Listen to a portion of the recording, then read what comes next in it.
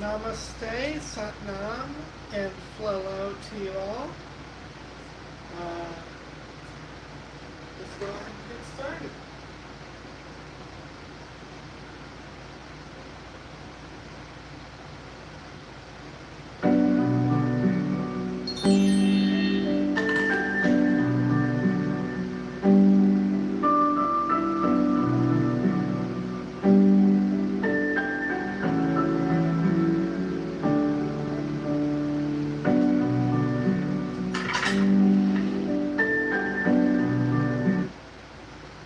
Alright, and just like it says, everyone is welcome and loved here. And we're going to go ahead and start off with the Sambuco chant. Feel free to join in.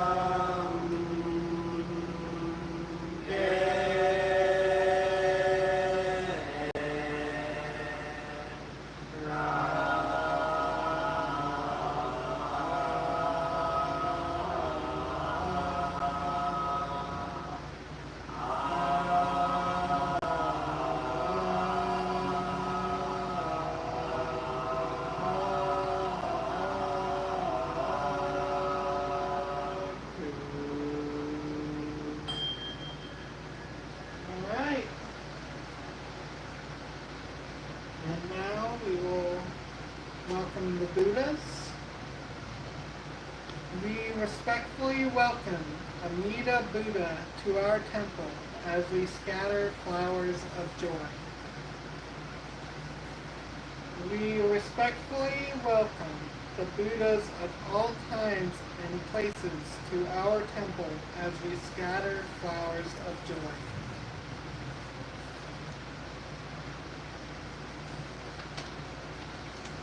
Alright, now I will read the 6 paramitas. Feel free to read along with me or to say them along with me if you know them. Giving. May I be generous and helpful. Guidance. May I be guided by the Buddhist precepts. Tolerance. May I regard the mistakes of others with sympathy. Perseverance. May I do my best in all things. Meditation. May I reflect deeply on my life through the Buddha's teachings. Insight. May I understand the meaning of Namu Amida Butsu. Alright, and then lastly, we'll go ahead and read the Bodhisattva vows. The many beings are numberless. I vow to save them. Greed, hatred, and ignorance rise endlessly. I vow to abandon them. Dharma gates are countless. I vow to wake to them. Buddha's way is unsurpassed. I vow to embody it fully. Alright?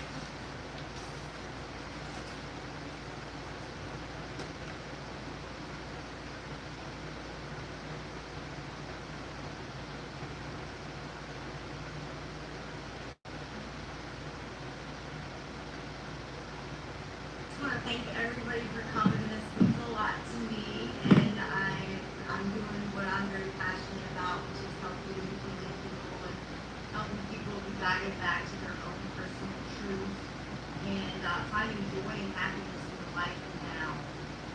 So there are ways of thinking and just really simple kind of aha moments when you realize those you can start to make shifts and changes that really do affect your life on a grand level.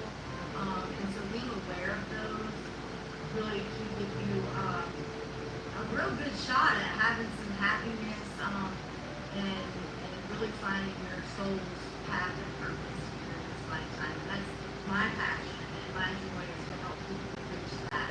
You know, enlightenment is something that's a lifelong process and continually happens. Alright.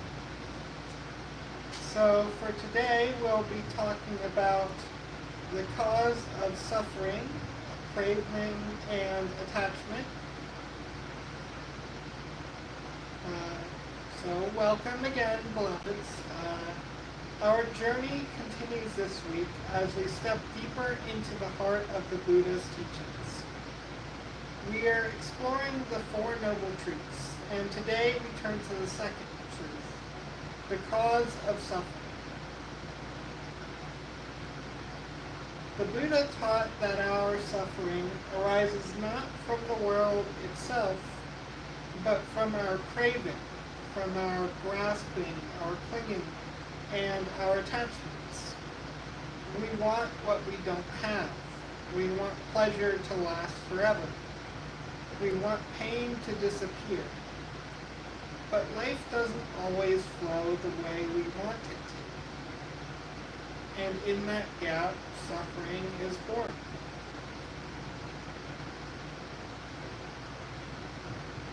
Think of craving like a fire. It consumes and burns. When we want something so badly,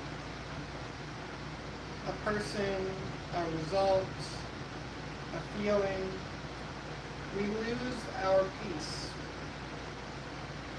Even when we get what we want, we fear losing it. The Buddha called this tanha, a thirst that cannot be quenched.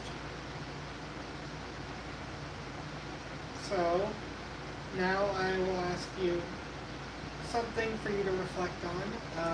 What is one thing you've clung to today? A relationship, an expectation, a version of yourself? This is not about shame, it's about awareness.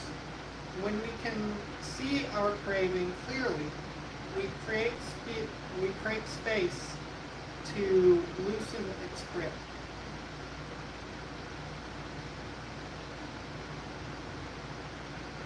Even our identity can become something we cling to. Roles, labels, fears, we can carry them so tightly that they weigh down our spirit. Let us breathe and begin to gently open our hands. Today, let us honor the truth of craving, not to judge ourselves, but to become free.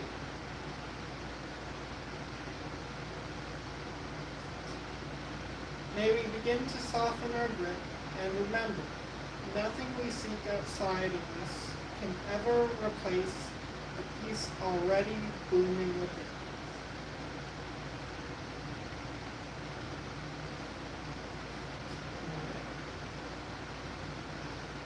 And something I could suggest as practice for everyone listening is to notice one craving each day, to write it down, to bless it, and then breathe into the space it leaves behind. Alright, and with that, I'll go ahead and get us started with meditation.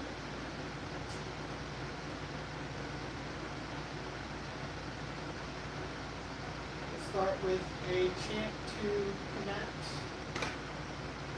to the divine strongly.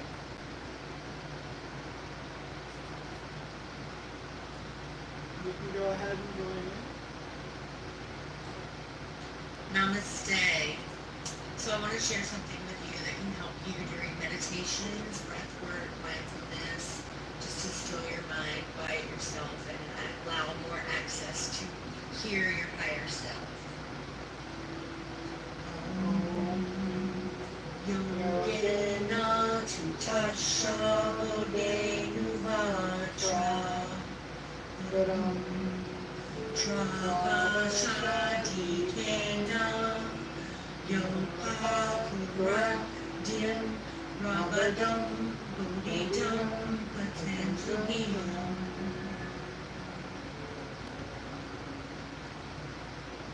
Alright, and before we start our meditation, I want you all to kind of bring to mind any blockages, any kinds of, just anything that's kind of getting in the way of you being here now, anything that's kind of getting in the way of just like you in general lately, anywhere you feel stuck. And I'm going to go ahead and help to remove those blockages for you.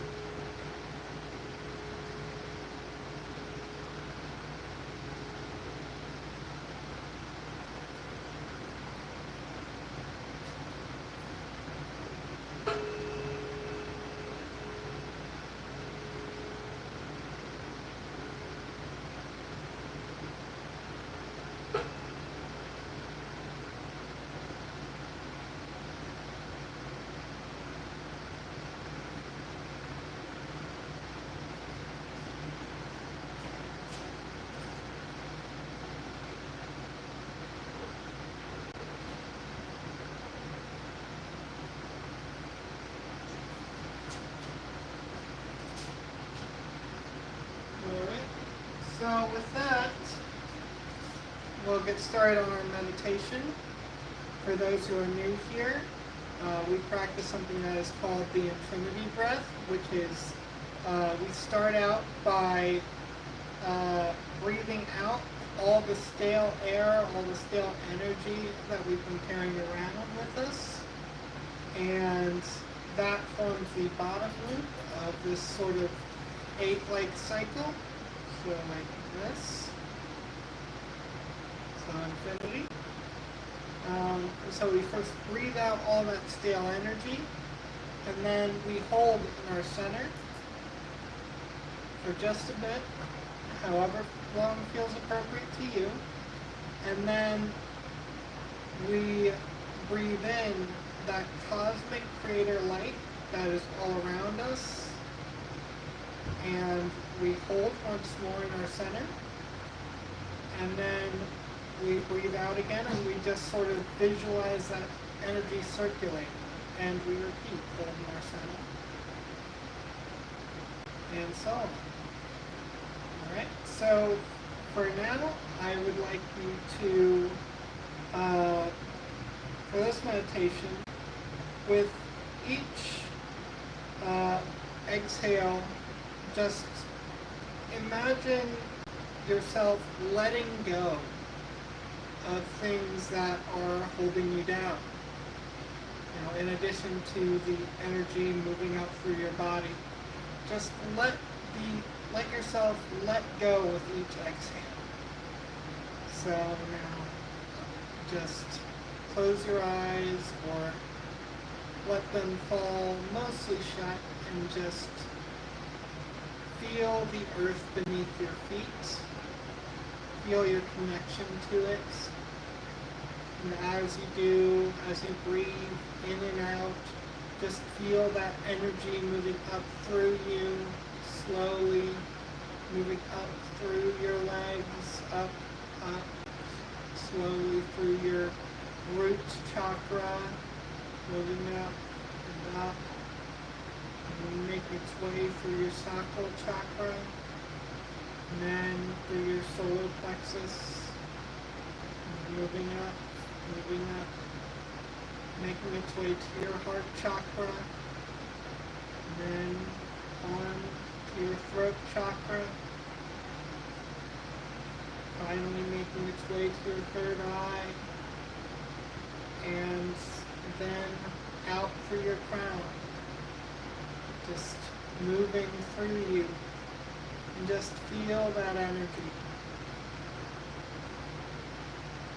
And then you can continue going for as long as feels right for you. And just keep that breathing going. And whenever you're ready, you can start to open up your eyes and return to us. All right?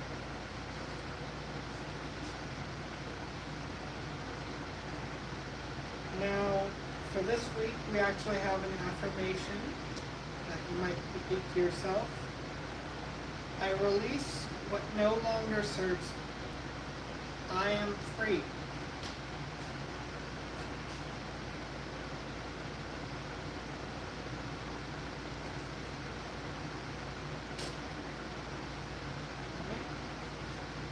And just for any remaining blockages, I'm going to go ahead and play this for you all. Let Aaron do some healing.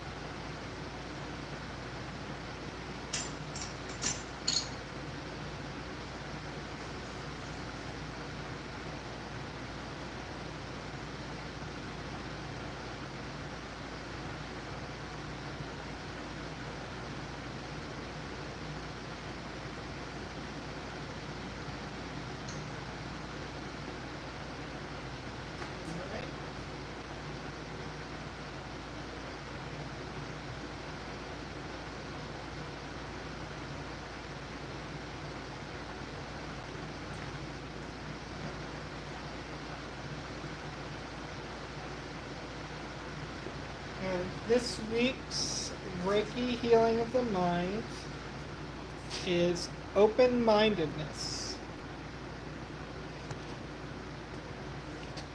The problem we all have is that we generally only see things from our own perspective, and often assume that the way we see things is the way others see things.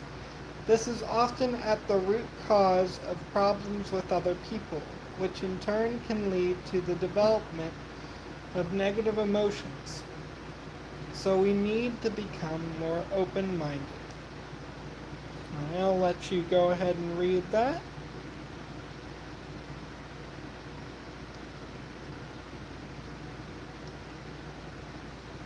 Okay.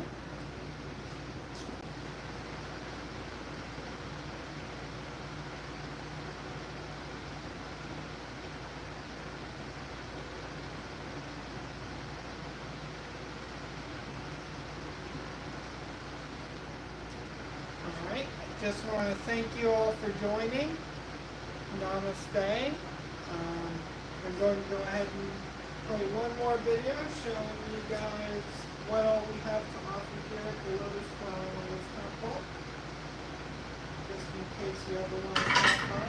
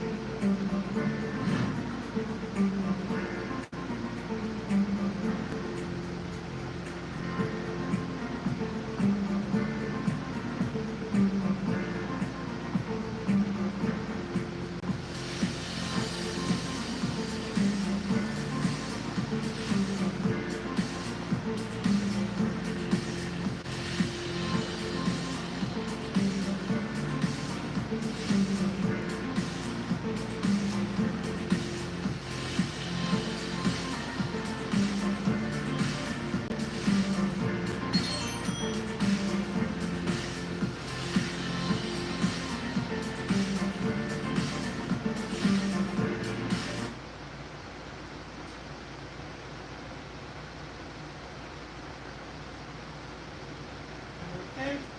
And once again, I'd like to thank you all for coming. I really appreciate you all being here.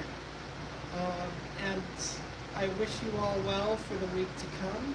For anyone who wants to stay, we have our discussion podcast coming up next. So we'll be moving on to that.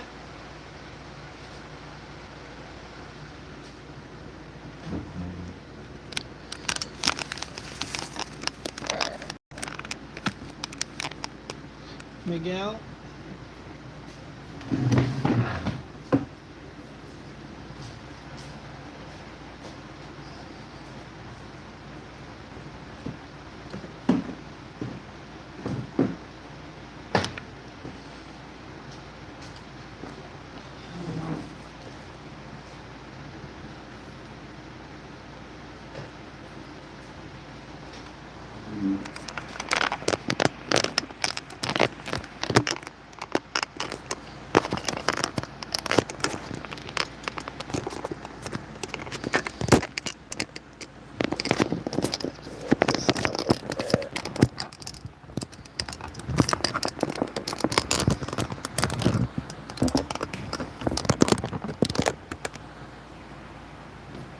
Alright. Now go ahead and check that audio. Make sure everything's coming through here. Hello. Okay.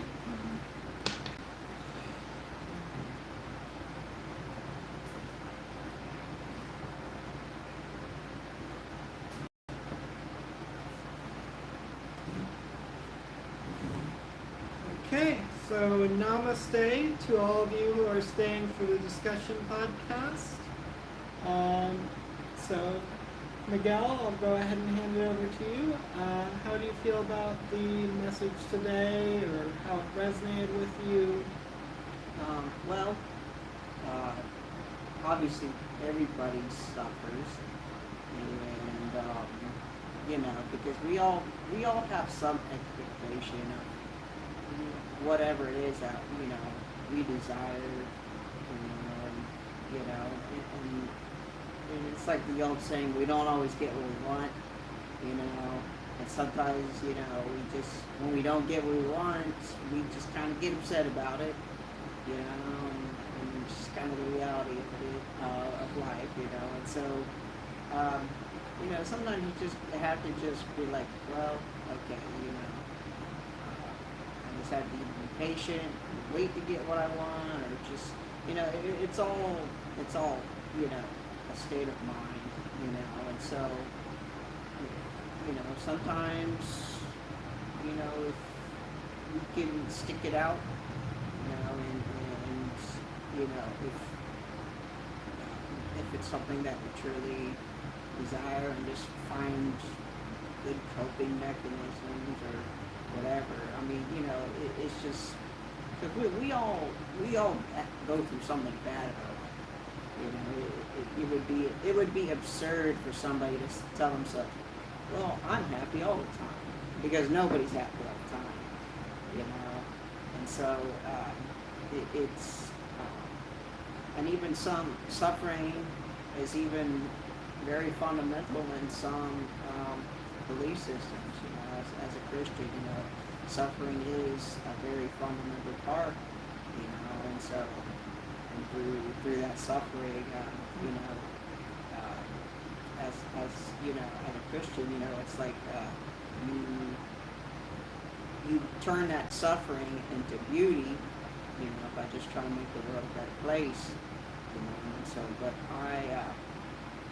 you know, sometimes, you know, you just gotta have to roll with the punches, you know, and whatnot, because life's hard, you know, I mean, you know, and anyone who tries to say that life's easy, well, I mean, they might be somebody who grew up in a, you know, in a household with a lot of money, and they might not have known suffering or in the typical sense, you know. But then all that really does is when you don't, to really know real happiness and pleasure, you have to know real suffering, because you can't really enjoy it, because, you know, if you live your life easy, you know, it's just, you're gonna be very boring and mundane, and you're just, in that in itself, you know, the ease of life will be in itself suffering, because you don't really know what true happiness is, because so many people in the world nowadays, they equate their materialistic goods and their financial gain and their clout with happiness or pleasure, and when they don't get that, you know, then now all of a sudden, you know, their whole world falls apart, and they want to, you know, resort to drastic measures that, you know, might end up having them, you know, go in a place they don't want, or possibly, you know, hurting themselves, you know, and that's not good, you know, for sure, you know.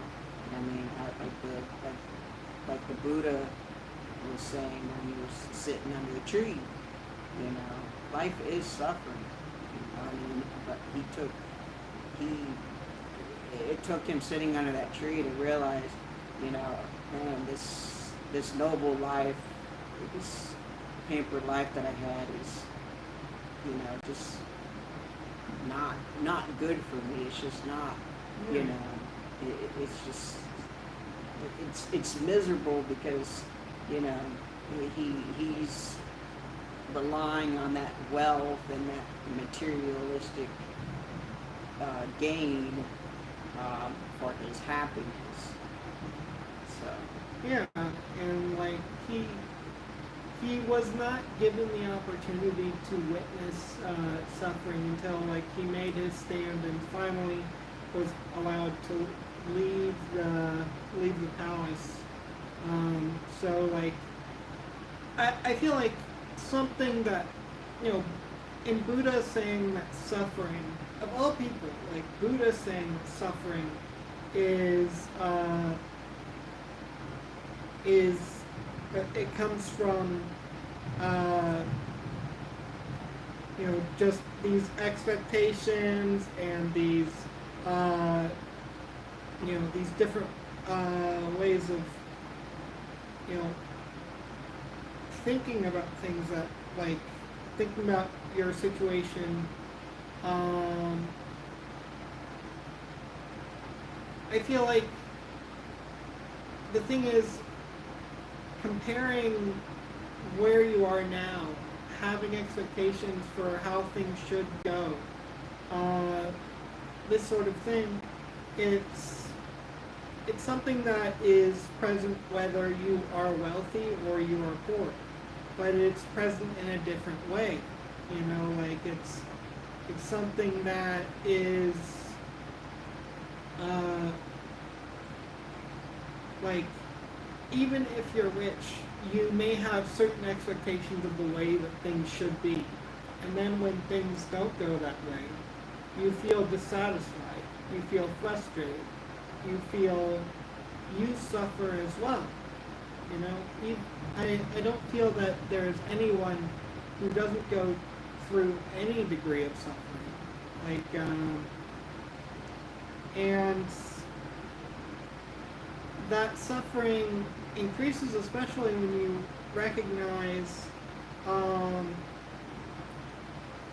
situations as, oh, well, that could have been better.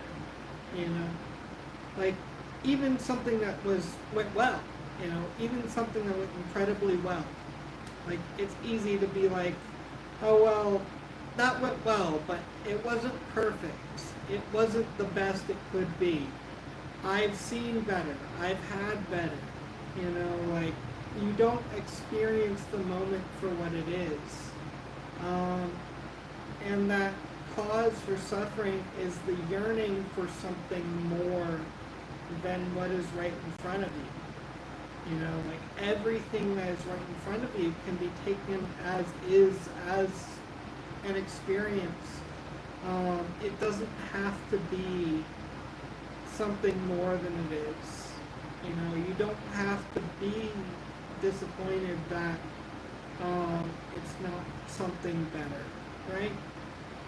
Like, when you can take things at face value, you can give them more space to be, and you can allow them to just kind of sit and be what they are. Something that came to mind when I was thinking about this is that even in situations where we get into arguments, sometimes we're arguing about something. We get more frustrated because the other person will not admit that we are right, or will not back down on the point, that they continue to have a different perspective than us. But if we're able to accept that their perspective is what it is and our perspective is what it is, and that nobody is walking away a loser just because they didn't respond, or that they walked away from this conversation, we're able to have much more peace with ourselves. Yeah, I'm reminded of Scrooge from the Christmas Carol. He was wealthy as all can be, but he was, despite that, he was so miserable because his happiness lied in his money and whatnot. And so I think a lot of happiness revolves around three important tenets, and that's gratitude, generosity, and love. Because if we're not grateful for the things that we have, it doesn't matter how much you have, you're not going to be grateful. You're always going to want more, and that fire's never going to be quenched. You're just so you know, I've seen plenty of times, you know, just people, I've seen homeless people who are much happier than, you know, than anyone that I've seen, you know, who actually had a what society would call a successful life, you know, and, you know, because it's like, you have to be grateful for what you do have, even though it's just a little bit, you know, and that will bring you, you know, more satisfaction than just constantly wanting,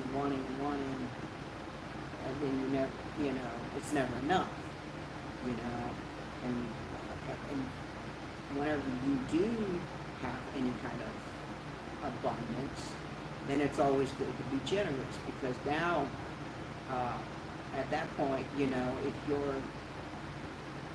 if you have a lot and you're grateful for what you do have, then you can aspire to help other people who are less fortunate, who are suffering and wanting and needing of things, you know. And obviously, all that can be driven by love, you know.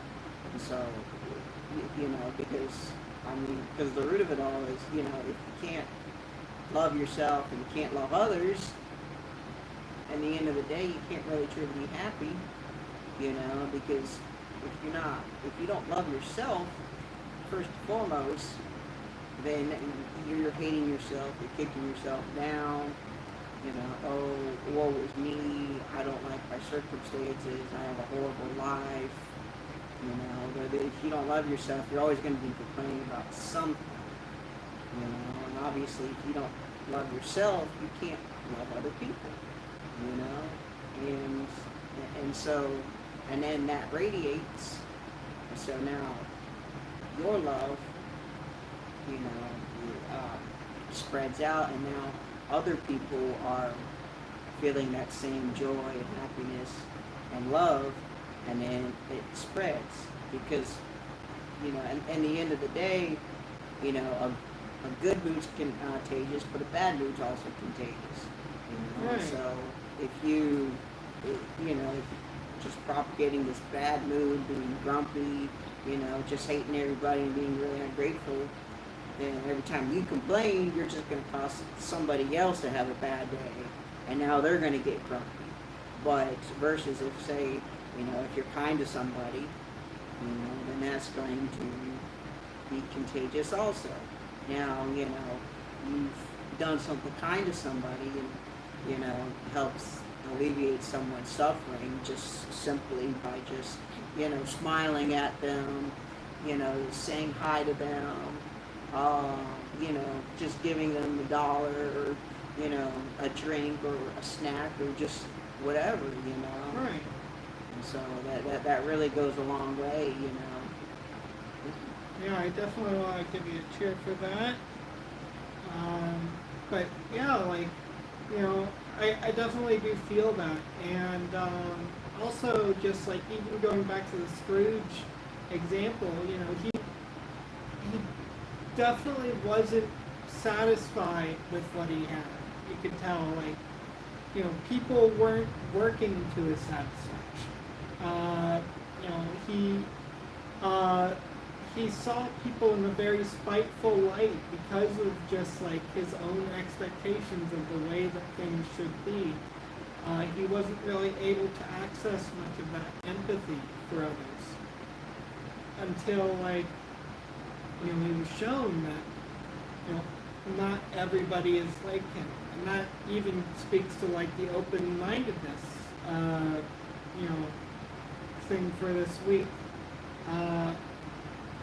That, like, we need to pay attention to how other people are, and that they're not like us, right? That they don't all think the way that we think. They don't all see the world in the same way. And, you know, I definitely do feel like, you know, it's those expectations for things to be a certain way in a certain moment that always brings the moment down. you can enjoy what it is. You can make the best of any situation.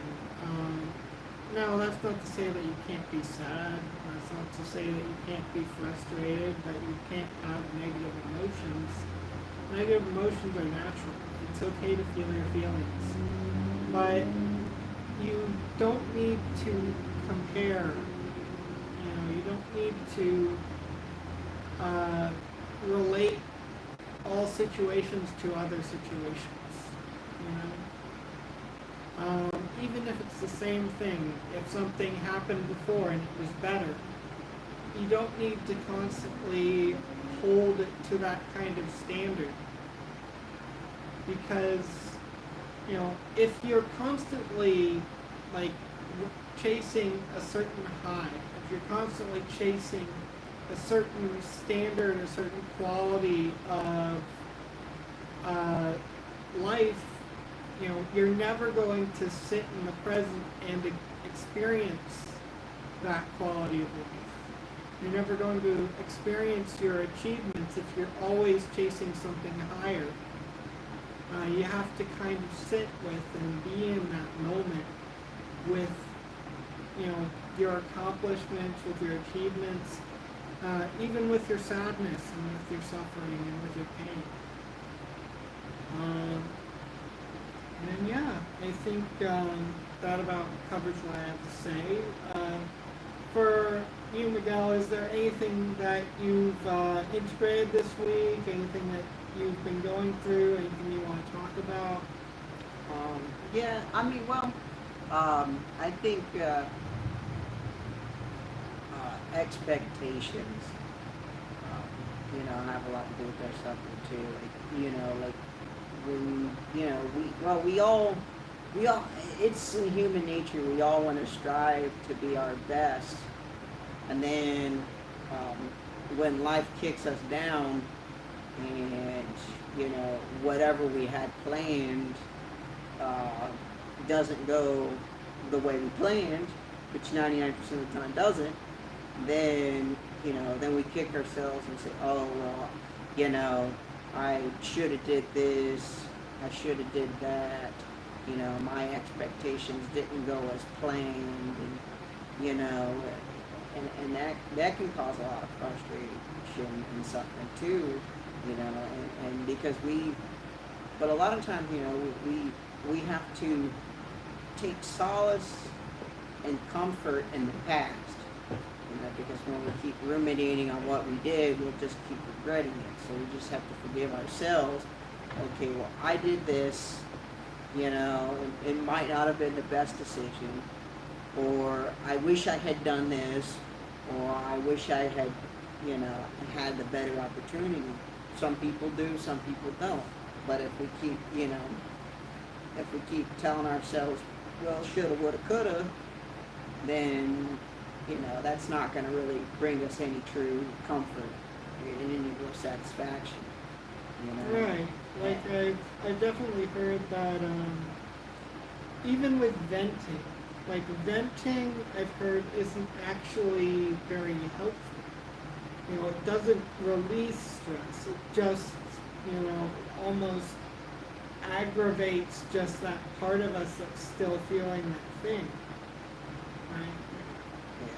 Yeah, and as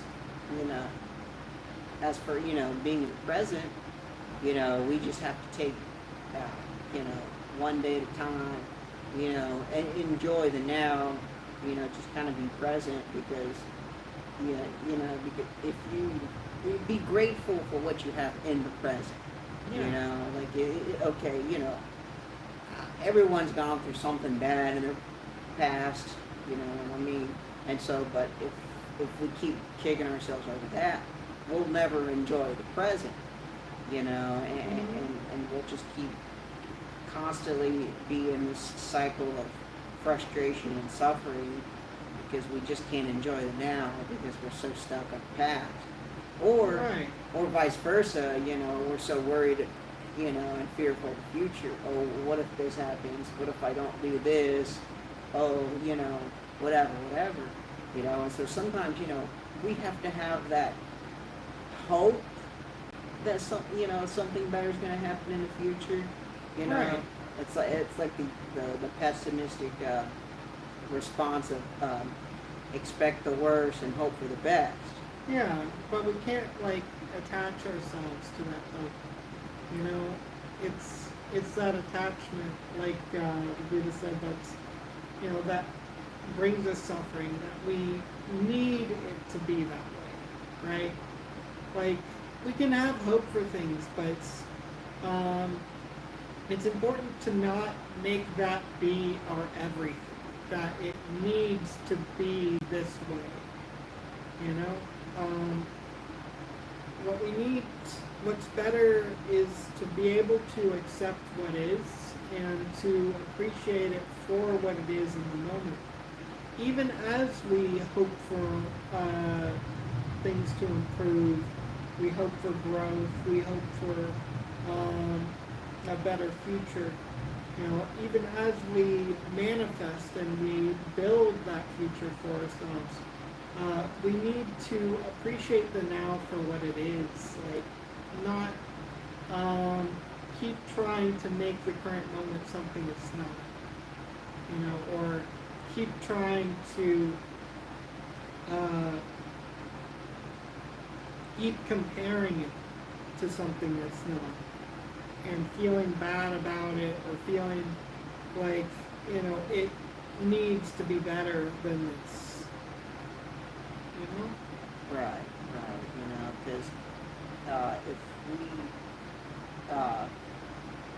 Because if we cling on to these expectations, we'll never be able to let it go.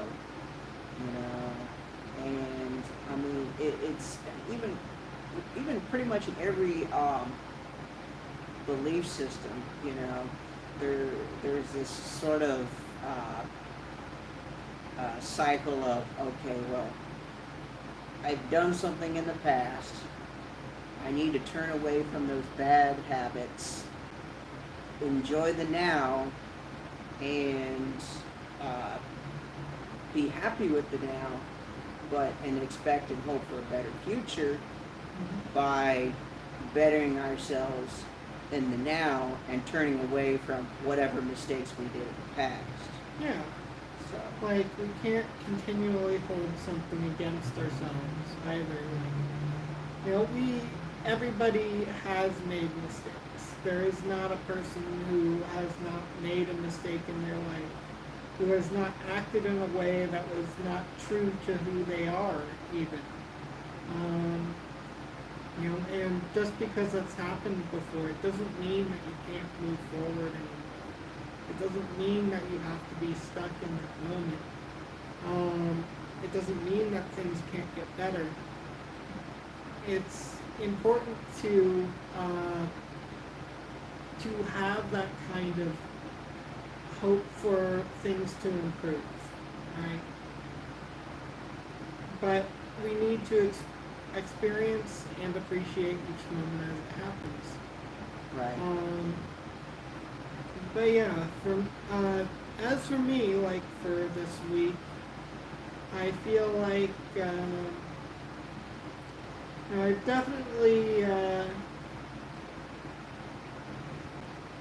definitely been trying to do some better time management for myself. To integrate and to better handle, different things going on in my life and allotting time for them.